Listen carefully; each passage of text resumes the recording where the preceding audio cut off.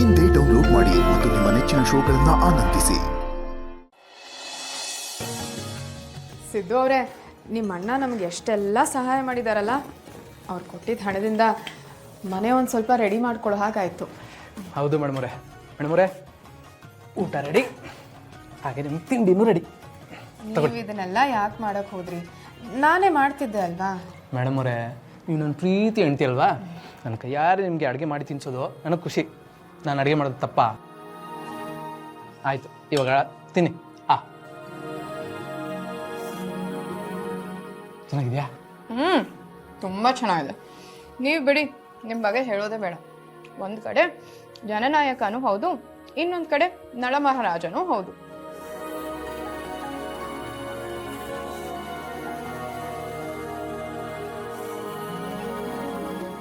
ಇದೇನು ಮೇಡಮರೇ, ಉಪ್ಪು ಇಲ್ಲ, ಖಾರ ಇಲ್ಲ, ಇದನ್ನ ಹೋಗಿ ಚೆನ್ನಾಗಿದೆ ಅಂತ ಹೇಳ್ತಿದ್ರಲ್ಲ? ಸಿದ್ದು ಅವರೇ, ನೀವು ನನಗೋಸ್ಕರ ಅಷ್ಟು ಪ್ರೀತಿಯಿಂದ ಮಾಡಿದ್ದೀರಾ. ಇದು ಹೀಗಿದೆ ಹಾಗಿದೆ ಚೆನ್ನಾಗಿಲ್ಲ ಅಂತ ಹೇಳೋಕ್ಕಾಗುತ್ತಾ? ನೀವು ಹೇಗೆ ಅಡುಗೆ ಮಾಡಿದ್ರು ನನಗೆ ಇಷ್ಟ ಆಗುತ್ತೆ. ಅದಕ್ಕೆ ನೋಡಿ ಹೆಣ್ಮಕ್ಳನ್ನ ಗ್ರೇಟು ಅಂತ ಹೇಳೋದು. ಅದೇ ಗಂಡ್ಮಕ್ಳಾದರೆ ಹೆಣ್ಮಕ್ಳು ಮಾಡೋ ಅಡುಗೆನ ಒಪ್ಕೊಳ್ಳೋದೇ ಇಲ್ಲ. ಅದು ಸರಿ ಇಲ್ಲ, ಇದು ಸರಿ ಇಲ್ಲ, ನಿನ್ಗೆ ಅಡುಗೆ ಮಾಡೋಕ್ಕೆ ಬರೋದಿಲ್ಲ ಅಂತ ಏನಾರ ಒಂದು ಖ್ಯಾತೆ ತೆಗಿತಾರೆ. ಅವ್ರು ಪ್ರೀತಿಯಿಂದ ಮಾಡಿದ್ದಾರೆ ಅನ್ನೋದನ್ನ ಅರ್ಥನೇ ಮಾಡ್ಕೊಳ್ಳೋದಿಲ್ಲ. ಆದರೆ ನೀವು ನಾನು ಇಷ್ಟು ದಬ್ಬ ಥರ ಅಡುಗೆ ಮಾಡಿದ್ರು ಅದನ್ನು ಚೆನ್ನಾಗಿದೆ ಅಂತ ಹೇಳಿದ್ರಲ್ಲ, ಅದಕ್ಕೆ ಥ್ಯಾಂಕ್ಸ್. ಆದರೂ ಇಷ್ಟು ಸಪ್ಪೆ ಇರೋ ಊಟನ ತಿನ್ಬಾರ್ದು. ಇದೇ ಉಪ್ಪಾಕು ಬಂದ್ಬಿಡ್ತೀನಿ. ಬೇಡ ಬೇಡ, ನೀವು ಕೂತ್ಕೊಳ್ಳಿ, ಅದು ಹೇಗಿದೆಯೋ ಪರವಾಗಿಲ್ಲ, ನಾನು ಮ್ಯಾನೇಜ್ ಮಾಡ್ತೀನಿ. ಅಲ್ಲಿ ಆಫೀಸಲ್ಲಿ ನೋಡ್ಕೊಂಡು. ಅಯ್ಯೋ ಮೇಡಮರೇ, ಕೊಡಿ ಮೇಡಮರೇ, ನಾನು ಉಪ್ಪು ಹಾಕ್ಬಿಟ್ಟು ಎಲ್ಲ ಸರಿ.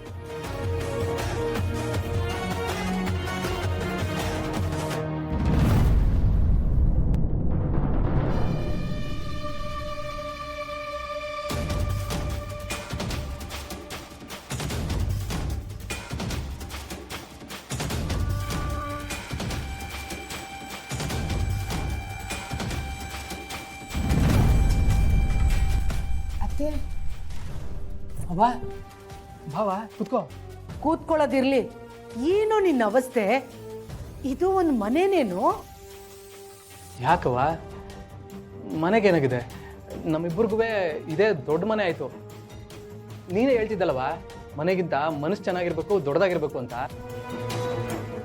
ಓಹೋ, ಅದಕ್ಕೆ ಮನಸ್ಸು ದೊಡ್ಡದು ಮಾಡ್ಕೊಂಡು ಅವಳಿಗೆ ತಿನ್ನಿಸ್ತಿದೀಯಾ? ಹಾಂ, ನಾನೇ ಈಗ ಅಡುಗೆ ಮಾಡಿದ್ದು. ಅದು ಉಪ್ಪುಸಿ ಕಡಿಮೆ ಆಗ್ಬಿಟ್ಟಿದೆ, ಹೋಗಿ ಹಾಕೊಂಬರ್ತೀನಿ. ನೀನು ತಿನ್ಬಿಟ್ಟು ನಿನ್ನ ಮಗನ ಕೈ ರುಚಿ ಹೆಂಗಿದೆ ಅಂತ ಹೇಳಿವಂತೆ. ಅದೆಲ್ಲ ಏನು ಬೇಡ. ನೀನು ಹೇಗಿದೀಯಾ ಅಂತ ನೀನು ನೋಡಿದ್ರೇ ನನಗೆ ಗೊತ್ತಾಗ್ತಿದೆ. ಈ ಕೆಲಸನೆಲ್ಲ ನೀನು ಯಾಕೋ ಮಾಡ್ತಿದ್ಯಾ? ಅದ್ಯಾಕವ ಹಿಂಗಂತಿದ್ಯಾ? ಅಡುಗೆನ ಬರೀ ಹೆಣ್ಮಕ್ಳೇ ಮಾಡ್ಬೇಕಂತ ಕಾನೂನು ಇದೆಯಾ? ಗಂಡ್ಮಕ್ಳು ಮಾಡಬಾರ್ದಾ? ಇವಾಗ ನಾನು ಅಡುಗೆ ಮಾಡಿದ್ರಲ್ಲಿ ಏನು ತಪ್ಪು ಅಂತೀನಿ? ಆದರೂ ನನಗಿದೆಲ್ಲ ಸರಿ ಕಾಣ್ತಿಲ್ಲ ಕಣೋ.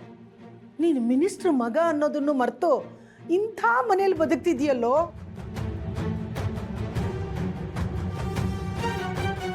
ಹುಟ್ಟುತ್ತಾನೆ ನೀನು ಚಿನ್ನದ ಚಮಚನ ಬಾಯಲ್ಲಿ ಇಟ್ಕೊಂಡು ಹುಟ್ಟಿದವನ್ ಕಣೋ. ಈಗ ಪಾತ್ರೆ ತೊಳೆಯೋದಂತೆ, ಅಡಿಗೆ ಮಾಡೋದಂತೆ, ಹೆಂಡತಿ ಚಾಕ್ರಿ ಮಾಡೋದಂತೆ. ನೋಡು, ಇದೆಲ್ಲ ನನಗೆ ಸರಿ ಕಾಣಿಸ್ತಿಲ್ಲ. ನಡಿ, ಸುಮ್ಮನೆ ನನ್ನ ಜೊತೆ ಮನೆಗೆ ಹೋಗೋಣ. ಅವ, ನೀನು ಕರಿತಿರೋದು ನನ್ನನ್ನು ಮಾತ್ರನಾ ಅಥವಾ ಮೇಡಮ್ ಅವ್ರನ್ನ ಕರಿತಿದ್ಯಾ? ನನಗೆ ಸಂಬಂಧ ಇಲ್ಲದೆ ಇರೋರ್ನ ನಾನು ಯಾಕೋ ಕರೀಲಿ?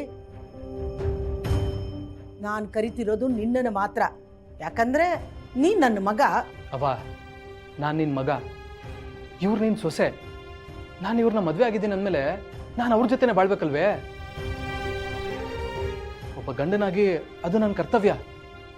ನನ್ನ ಜೀವನ ಎರಡು ಇವರೇ ಅಂದಮೇಲೆ ಇವ್ರನ್ನ ಬಿಟ್ಟು ಹೆಂಗವ ಬದುಕಲಿ?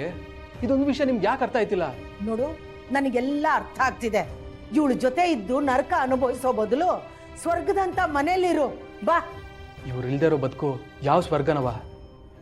ನಾನು ಎಲ್ಗೂ ಬರೋಕ್ಕಿಲ್ಲ. ಇವ್ರು ಎಲ್ಲಿರ್ತಾರೋ ನಾನು ಅಲ್ಲೇ ಇರ್ತೀನಿ.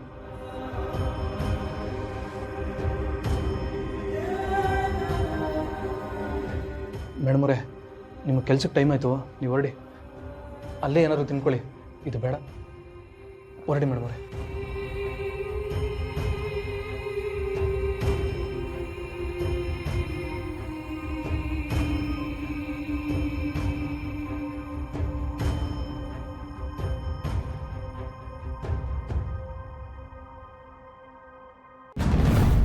ಸಿದ್ದು, ಯಾಕೋ ಹೀಗಾಡ್ತಿದ್ಯಾ? ಅವಳಿಗೋಸ್ಕರ ಹೆತ್ತವ್ರನ್ನ ದೂರ ಮಾಡ್ತಿದ್ಯೇನೋ? ನಿನಗೆ ಅಪ್ಪ ಅಮ್ಮ ಬೇಡವೇನೋ? ನಾನು ಯಾರನ್ನೂ ದೂರ ಮಾಡ್ಕೊಂಡಿಲ್ಲ. ನೀವುಗಳೇ ನನ್ನ ದೂರ ಮಾಡ್ಕೊಂಡಿದ್ದು. ಇಲ್ದೇ ಇರೋ ನಾಟಕ ಮಾಡಿ ಮೇಡಮ್ ಅವ್ರನ್ನ ಮನೆಯಿಂದ ಈಚೆಗೆ ಹಾಕಿದ್ರಿ. ನಾನು ಮನೆ ಬಿಟ್ಟು ಬರೋ ಥರ ಮಾಡಿದ್ರಿ.